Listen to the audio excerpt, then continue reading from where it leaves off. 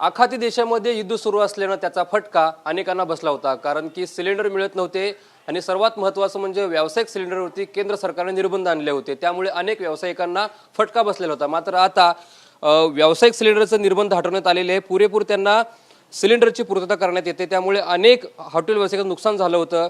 मात्र आपल्यातील हॉटेल आश्रयचे मालक आहेत त्यांच्याशी आपण बातचीत करणार आहोत। त्यांना दिलासा मिळालेला आहे, किती मोठा दिलासा मिळालेला आहे, आता पूर्णपणे निर्बंध हटवण्यात आलेले आहेत। बहुत रिलीफ तो मिला है, लेकिन प्रॉब्लम भी बहुत हो गया था। तभी एक दो ही दे रहे थे और काफ़ी टाइम बंद भी रखे थे, बट अभी सब क्लियर हो गया है, बहुत शांति हो गया। अभी मिल रहा है, फ्रीली मिल रहा है पूरा।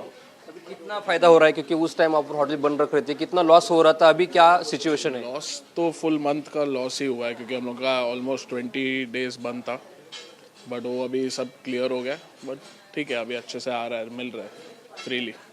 उस टाइम कस्टमर भी बहुत कंफ्यूज थे, अभी कस्टमर आ रहे हैं, क्या सिचुएशन है अभी होटल इसमें?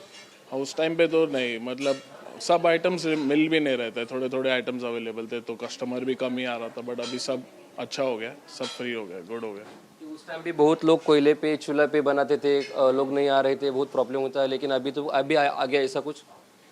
नहीं, अभी आगे होप तो कर रहे कि ऐसा नहीं ना हो, बट तभी चूल्हा पे सब कर रहे थे, लेकिन हम लोग ने बंद ही रखा था वो टाइम पे। नक्कीच अनेक संकट आलेले आहेत आणि खूप हॉटेल व्यावसायिक हे लॉसमध्ये होते आणि त्याच्यानंतर आता केंद्र सरकारने निर्बंध हटवल्यानंतर अनेक व्यावसायिकांना दिलासा मिळालेला आहे। जो व्यावसायिक सिलेंडर आहे तो आता पूर्ववत झालेला आहे आणि त्याचा फायदा आता व्यावसायिकांना होणार आहे। कॅमेरामॅन चरण सोबत रणजित इंगळे, TV9 मराठी, मुंबई।